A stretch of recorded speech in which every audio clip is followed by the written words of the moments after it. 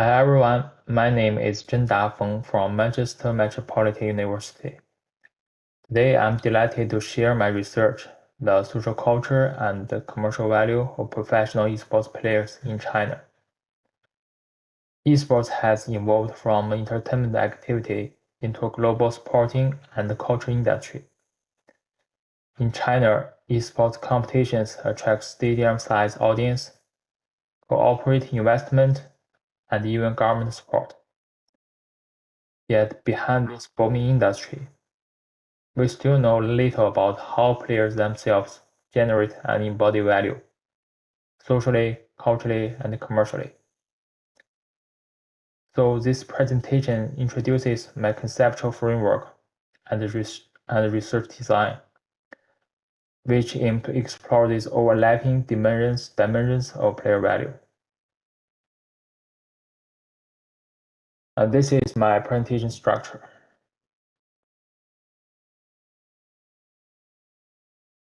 So why esports players matter academically and socially? Esports has become a rapidly growing social culture and commercial phenomenon. In China alone, the industry has nearly 490 million users and generated more than 27 billion RMB in revenue. And the talent base is also very large in China.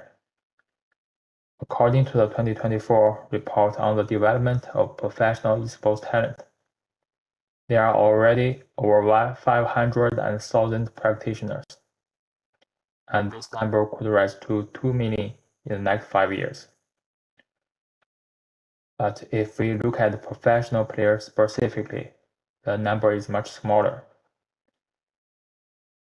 The 2019 to 2022 China esports industry report shows there are 100,000 esports players, but only 1 or 2%, roughly 1,000 to 2,000 individuals, qualify as true professionals. This highlights the unique position of professional esports players, who are few in number but central to the industry's success.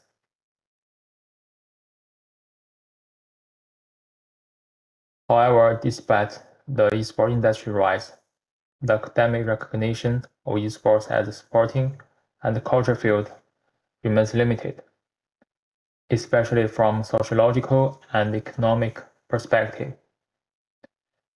Existing research focuses mainly on the industry level or on audience and fans. So there are 4 major gaps my study tend to addresses. First, the social cultural significance of esports players has been underexplored. Second, field studies integrate the commercial and cultural aspects of player value. Third, there's a lack of athletic-centered insights. We really hear players' own voices. Finally, we don't know how player value is assessed and negotiated. So my research motivation is to explore determinants of the social, culture, and commercial value of Chinese professional esports players, and strategies to enhance it. And my research question is, what are the key factors influencing this value, and what strategies to enhance it? This research lies at the intersection of sport, media, and the cultural economy. It views professional esports players as both digital athletes and cultural laborers, whose value is co-created through performance, media, and fan engagement.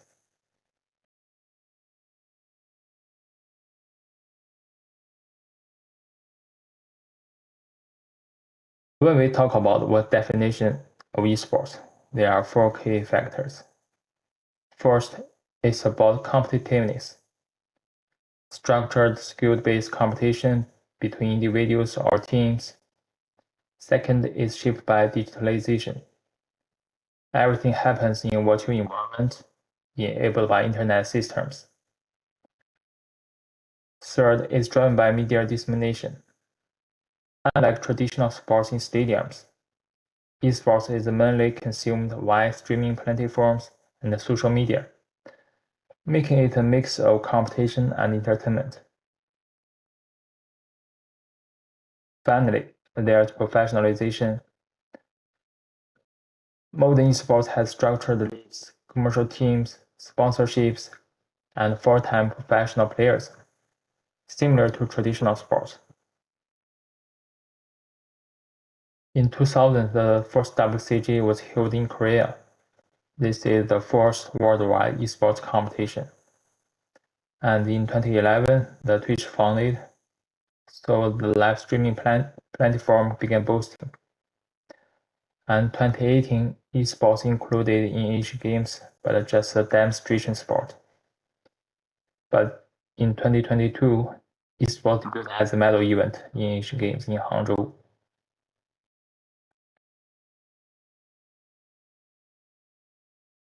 Unlike traditional sports, where governing bodies regulate competitions, esports depend heavily on publishers. This makes the industry structure more corporate-driven and less uniform across regions. So we can see it has many different parts play different roles. Like game publishers give IP licensing and rules to tournament organizers. And the leaders can invite or provide prize pools to esports teams and clubs. So the professional esports players can get contract and salaries from the formers. And through media platforms, their live content and streaming performance can engage some fans and communities.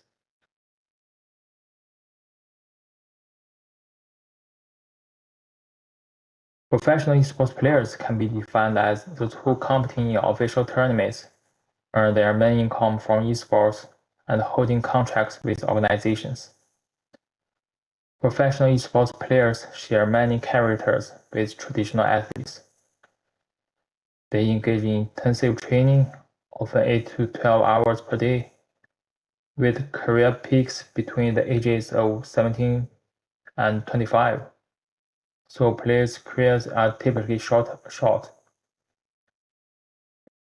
Their success depends on cognitive motor skills, reflex precision, and team coordination.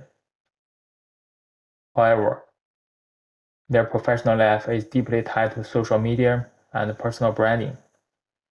So they need to face professional instability and gaps in education or short career support.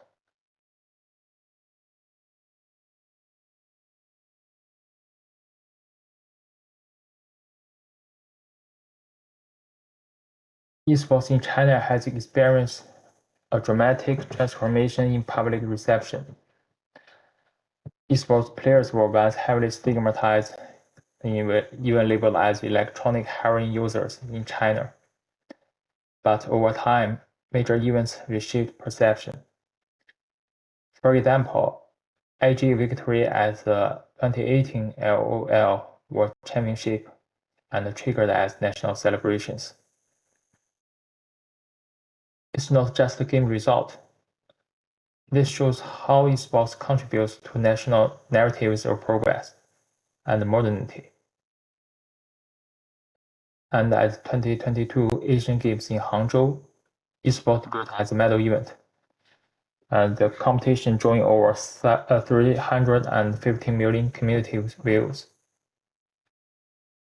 Today, players are increasingly seen as role models, cultural ambassadors, and symbols of national pride, linking esports to both cultural legitimacy and soft power.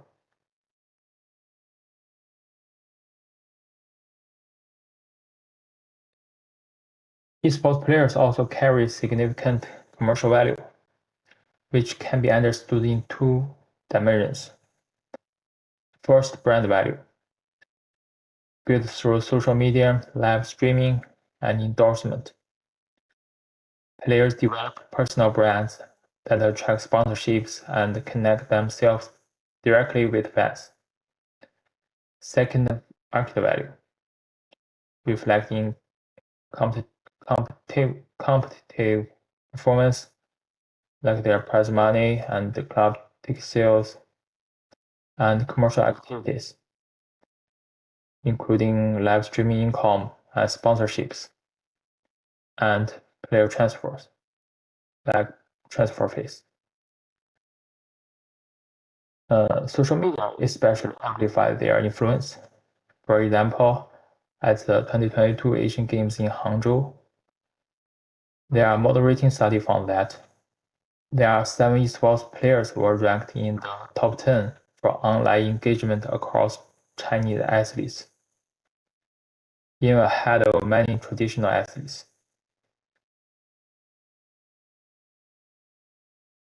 These social culture and commercial aspects are deeply intertwined, shaping over esports players are perceived and valued.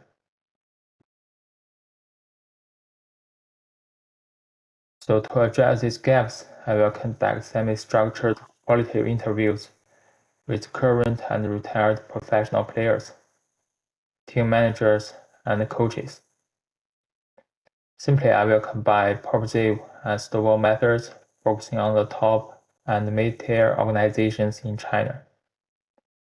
Also, I will use thematic analysis to identify key patterns and the data.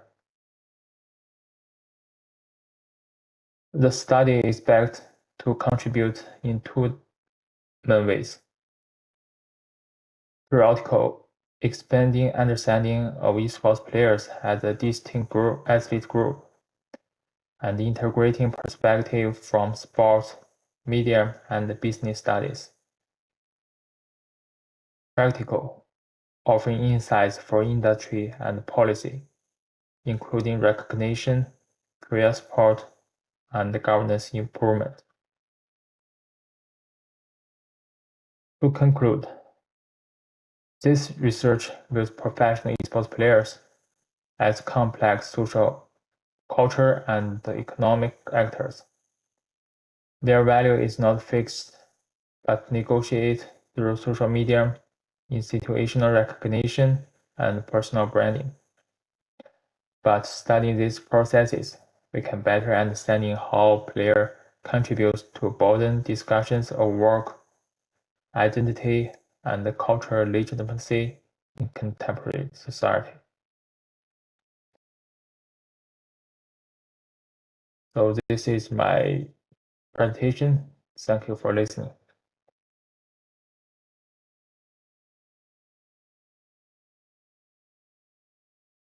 Good morning, good afternoon, and good evening, everyone.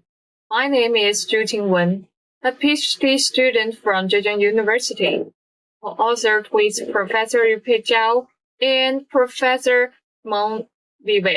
Today, I'm delighted to share our work, titled The Blue Ocean of International Relations, Esport as a Diplomatic Strategy in Global Culture.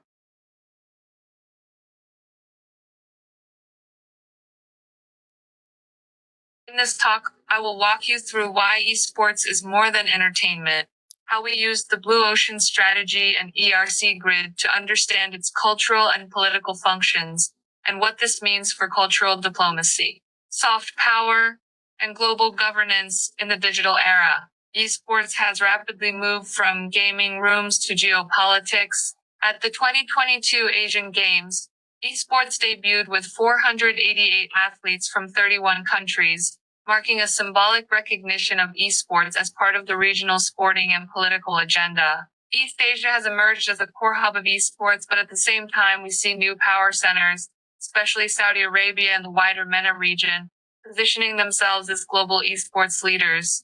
These developments mean esports is no longer just a youth pastime.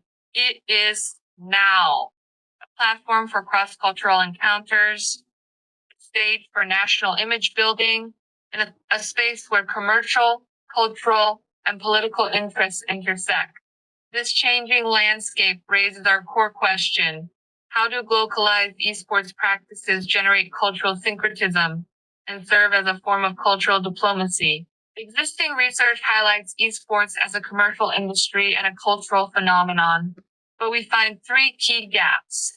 a lack of systematic analysis of esports as a tool of cultural diplomacy, limited attention to how esports facilitates cultural syncretism, the blending and negotiation of cultural forms, insufficient understanding of how different stakeholders, governments, companies, event organizers strategically shape esports communication. Our study therefore aims to analyze esports' role in cultural diplomacy, investigate how glocalized esports produces cultural syncretism, and develop an integrated framework using the Blue Ocean Strategy ERRC grid to map how actors eliminate, reduce, raise, and create value in ways that are simultaneously commercial and diplomatic.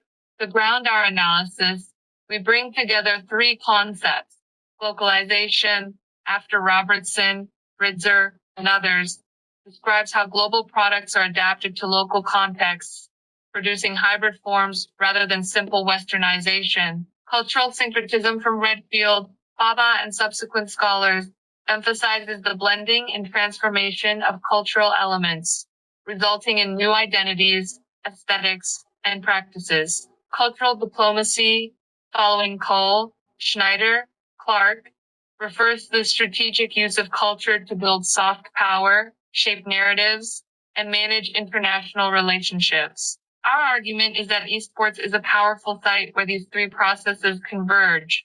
It is localized by design, inherently syncretic, and increasingly mobilized as a diplomatic resource. On this slide, we emphasize that these are not separate. Glocalization creates the conditions. Global infrastructure is adapted locally. Cultural syncretism describes the outcomes, new hybrid practices, aesthetics, and meanings. Cultural diplomacy captures the strategic use of those hybrids by states and organizations to shape perception, build alliances, and project soft power. Esports allows us to see all three operating together in real time, in how games are localized, how tournaments are staged, and how narratives are framed to domestic and international audiences. Methodologically, we adopt a qualitative case study approach. We focus on 5 esports programs from China: Honor of Kings, Mobile Legends, Bang Bang, Dream of Three Kingdoms 2. From the US, League of Legends, Dota 2. We selected them based on global influence, diverse platforms, rich cultural and political entanglements. Our data comes from non-participatory observations at major tournaments, including the 2023 Asian Games, Esports World Cup, and others. 30 in-depth expert interviews with rights holders, club managers, tournament operators, marketers, and players across different regions. Document and media analysis of policies, broadcasts, and public debates. We then apply the Blue Ocean Strategy's ERRC grid as an analytical lens. Here, we slightly borrow from management studies. The ERRC grid eliminate, reduce, raise.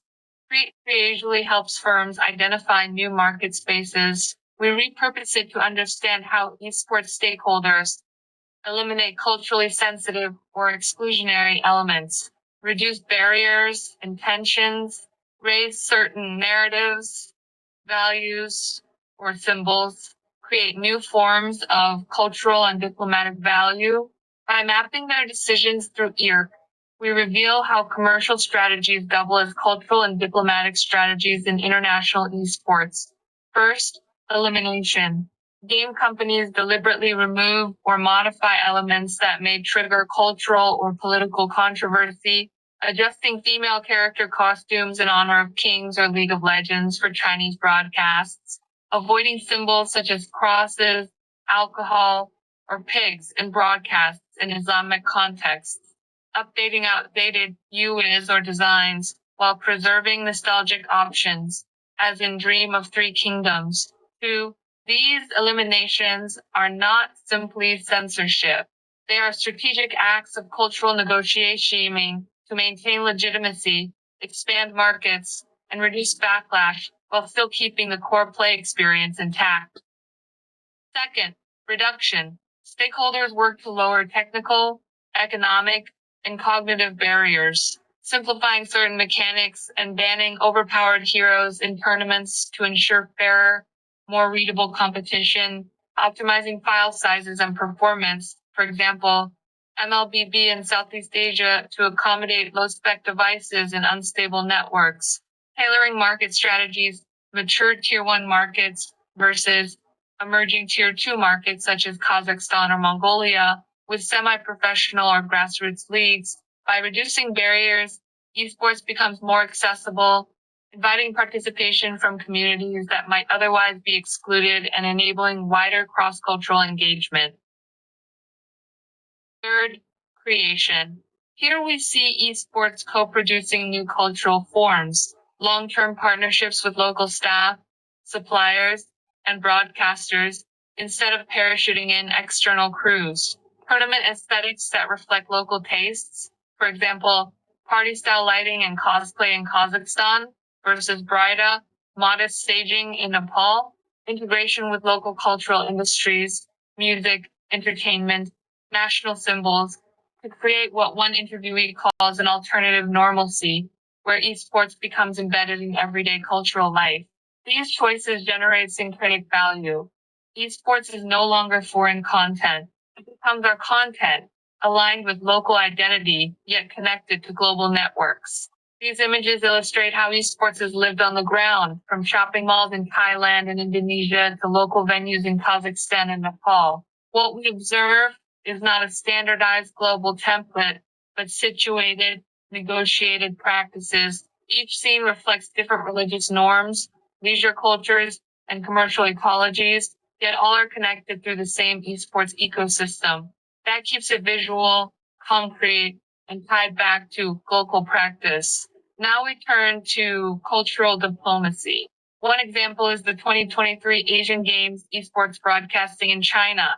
Commentators replaced terms like kill with defeat, first blood with first to score, and explained jargon such as BO3 for general audiences. The goal was to soften violent connotations, gain acceptance on national television, and present esports as compatible with a dignified national image. This is a classic reduce move in ERRC terms, reducing content bias and perceived risk to open a diplomatic and cultural space. But this also created tension with core fans who felt alienated or patronized. That tension shows the fragility of top-down narrative engineering when it clashes with community identity. We then see Raise, where esports is used to amplify national image and ambitions. Saudi Arabia is the most striking case. Massive state-backed investments in esports and gaming, hosting Gamers 8, the Esports World Cup, and the Olympic Esports Series, using record-breaking prize pools and global broadcasts to position Riyadh as a future esports capital.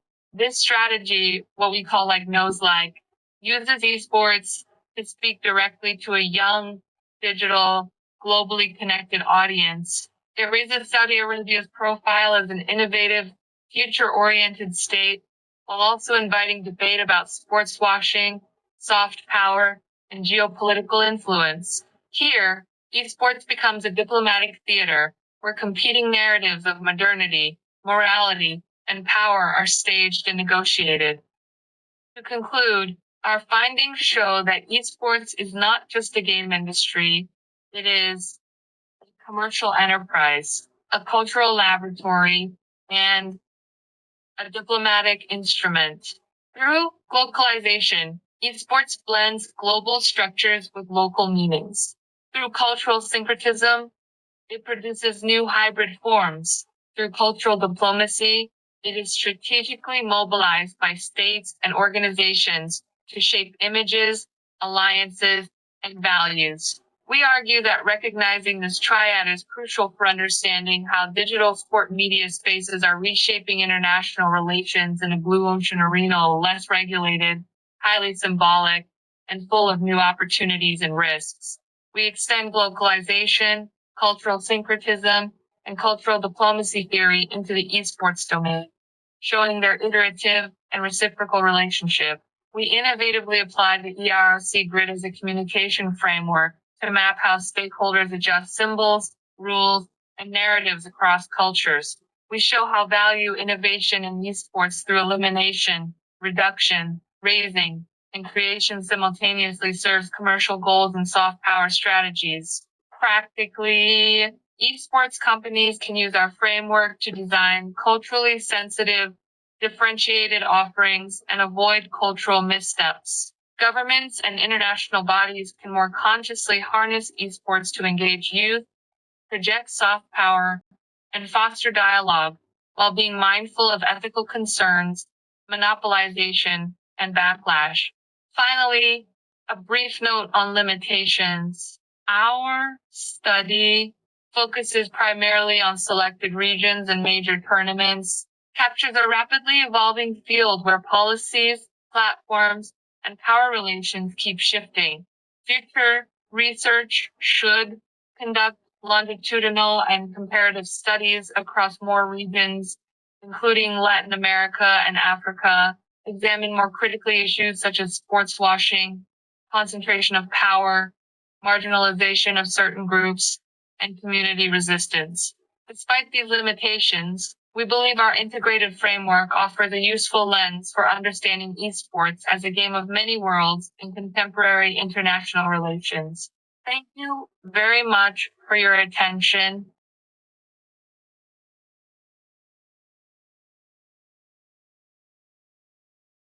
Research on the corporate social responsibility framework in esports. In this research, we have a focus on empirical evidence from China.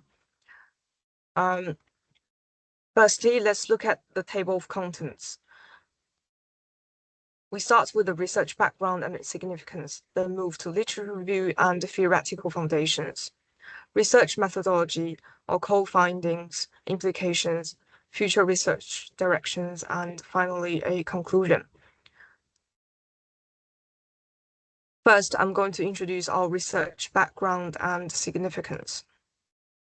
As esports evolves from a niche hobby to a global cultural and economic force, addressing its social responsibilities has become more critical than ever. The global esports industry is experiencing unprecedented growth. According to Newzoo's 2024 report, the number of esports players is projected to reach 3.68 billion by 2026, with a compound annual growth rate of 3.7%. China stands as the world's largest esports market, accounting for 24.8% of global game revenue. We witnessed innovative models in China, such as Tencent's Esports Plus cultural development strategy and the establishment of 7 dedicated esports towns, including Zhongxian in Chongqing, following the government's initiatives to build 1,000 characteristic towns. However, this boom is accompanied by significant challenges. Research on CSR in esports remains largely unexplored. The industry suffers from fragmented governance, with ethical issues like harassment, match fixing, and doping often making headlines. And also, there's no unified CSR framework to guide practice international tournaments, like the 2025 Esports World Cup in Saudi Arabia have faced boycotts due to value conflicts between sponsors and audiences. This research fills a crucial gap. Theoretically, it extends traditional CSR theories to the digital esports ecosystem, providing a foundational framework for future studies. Practically, it offers actionable guidance for policymakers, esports organizations, and investors to mitigate risks, enhance the industry's legitimacy, and achieve sustainable growth, both in China and globally. Next, I'm going to introduce the literature review and theoretical foundations. To build our framework, we first looked at CSR in traditional sports. Traditional sports have mature CSR practices covering community education, youth development, environmental sustainability, and anti-discrimination campaigns, all aligned with the United Nations Sustainable Development Goals. SDGs. Compared with traditional sport, esports is unique. As a digitally mediated industry, most of its CSR activities like fan engagement and community building happen online, bringing new issues such as digital privacy and online community governance. Its decentralized governance without a unified regulatory body like FIFA or the IOC also makes CSR implementation more complex. Additionally, esports faces unique challenges like doping, gender inequality, and player well-being concerns that differ from traditional sports. Our research is grounded in two key theories.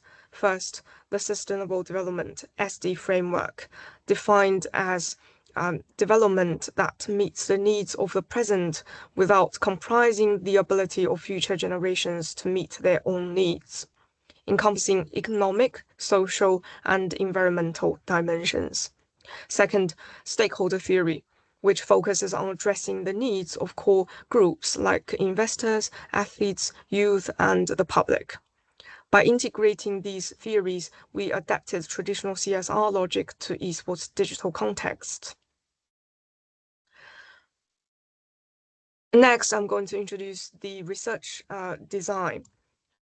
We adopted a constructivist ontological perspective, recognizing that social phenomena like esports CSR are socially constructed and dynamically interpreted. To ensure rigor, we used a mixed coding thematic analysis, combining deductive coding based on the SD framework and inductive coding to uncover esports specific issues. Our data came from two sources. Primary data included 16 semi-structured interviews conducted between February and June 2024 with key stakeholders: esports policymakers, corporate executives, esports investors, and academic researchers. Secondary data included government policy reports, corporate IPO prospectus, and industry white papers. We used data triangulations across cross-verifying insights from interviews and documents to ensure the credibility of our findings. Well, our core findings, we find a 6-dimensional CSR framework. So this framework is tailored to esports in Chinese context, built on the 3 pillars of sustainable development. So now let's break down each dimension. First, economic responsibility. We found that most esports organizations struggle with profitability, relying heavily on sponsorships and tournaments prizes.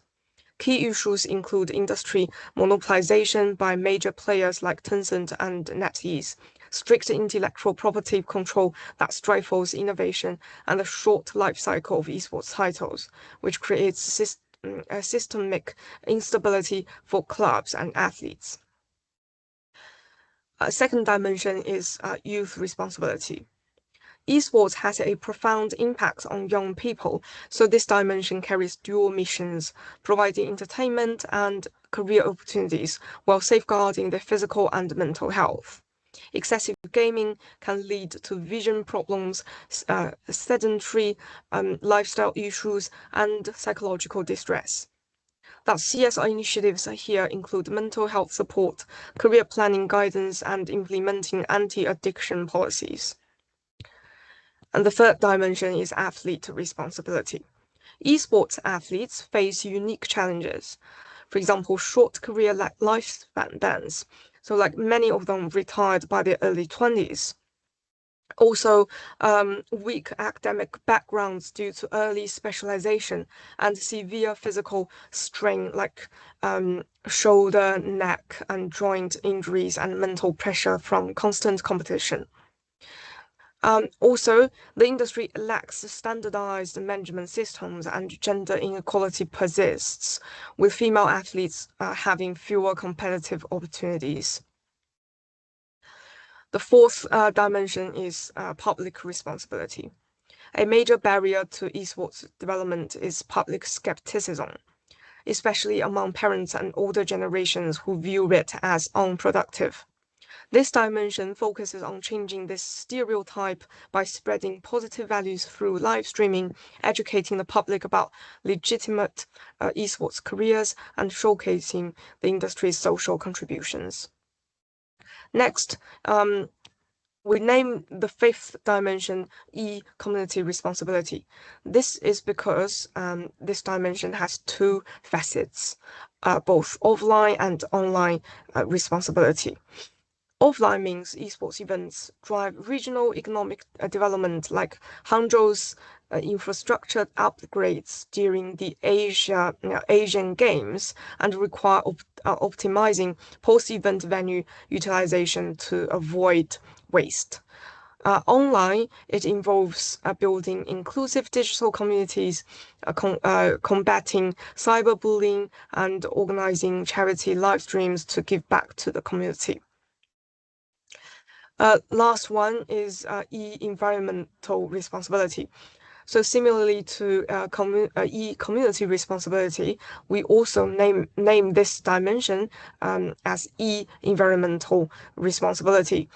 Because esports is a smaller environmental footprint than traditional sports. However, it still faces challenges, such as electronic waste from gaming equipment. CSR initiatives here include promoting energy-efficient servers, using recyclable materials for hardwares, and planning carbon-neutral tournaments like the 2022 Asian Games esports events.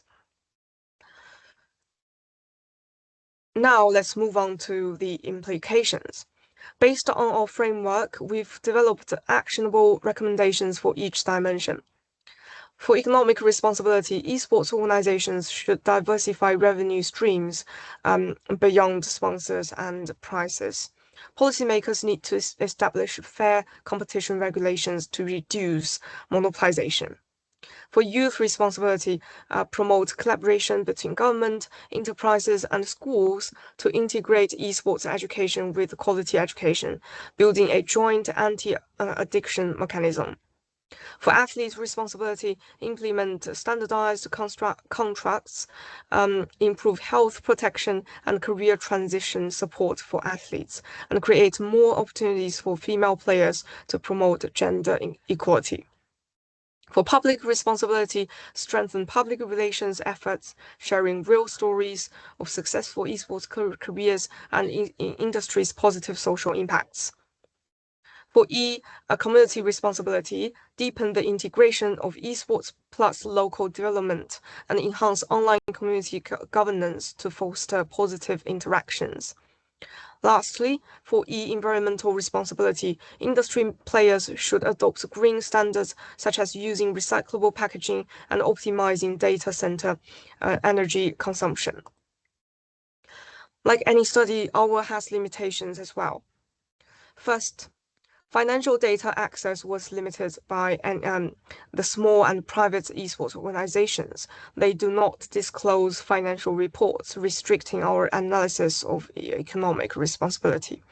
Second, our interviews focuses on policymakers, executives, and academics, missing perspectives from athletes and the general public. So the future studies should adopt both quantitative and qualitative or mixed methods to measure CSR attitudes and consumer behaviors. Okay, lastly, we have several key takeaways. So our research delivers a six-dimensional CSR framework extending traditional responsibility into China's digital esports sector. And secondly, our research tackles sector-specific issues like digital governance and athlete welfare, aligning the industry with global SDGs. And lastly, this research offers a concrete plan to legitimize the industry, secure sustainable growth, and foster social integration. Thank you very much for listening.